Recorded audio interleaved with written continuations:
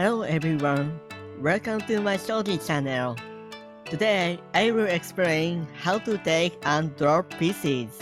This is the second video in a series of Shogi rules.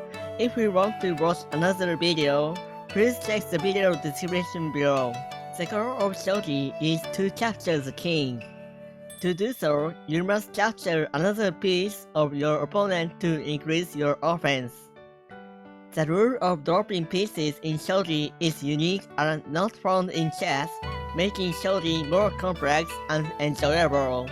In chess, both players have less strength in the end game, but in Shogi, because of the rules of dropping pieces, both players tend to have many pieces in the end game. It may be challenging to figure out effective ways to drop pieces until you get used to it, but I believe that as you experience more games, you will find Shogi more interesting. Now, let's learn how to take and drop a piece. First one. How to take a piece.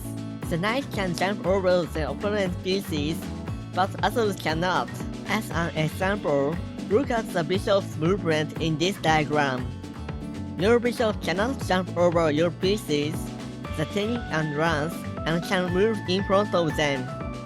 On the other hand, you can move to the position of your opponent's pawns and rooks, and you can take those pieces after the move.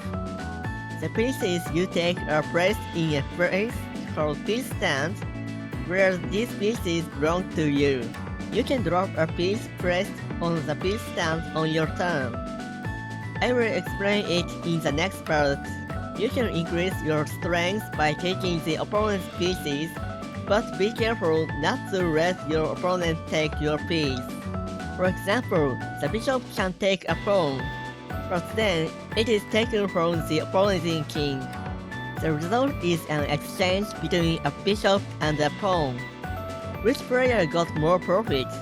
There are many opinions about the value of a piece, but I think beginners should remember it this way.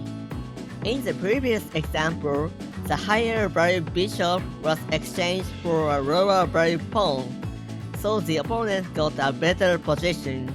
Also, even if you give a high value piece to your opponent, taking two of the opponent's pieces may give you an advantage.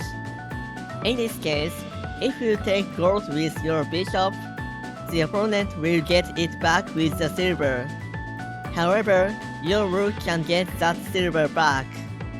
As a result, you have won gold and silver in exchange for your bishop. This situation is called two-piece exchange. In this case, the player who took two pieces takes advantage. Next, learn how to use the pieces you have taken. Part 2. How to drop a piece. On your turn, you can either move a piece on the board or drop a piece from your piece stand. Basically, a piece can be dropped anywhere on a vacant square. For example, let's replace the bishop from the first spot and drop it. At first, both players move the pawns to activate the bishop, and then they exchange their bishops. Now, let's drop the bishop.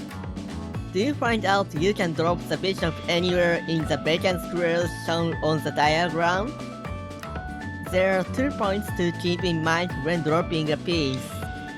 The first point is that a piece cannot be promoted immediately after it is dropped into the opponent's camp. Pieces dropped in the opponent's camp can be promoted after it moved from the opponent's camp. When dropping an important piece, rook or bishop into the opponent's camp, be careful with this rule.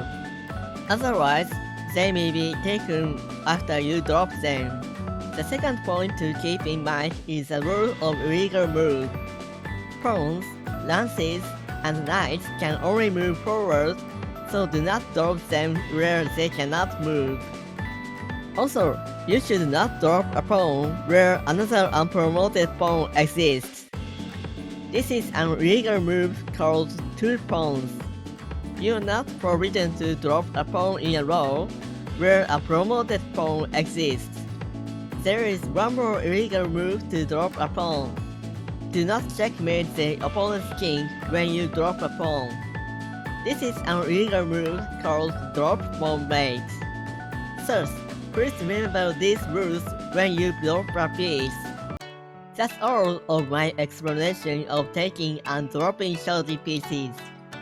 You may not get used to dropping pieces at first, but if you learn to use it well, you will enjoy shogi more. Also, I will upload next video, how to checkmate. I hope you will enjoy this future video. Thank you for watching and see you in my next video.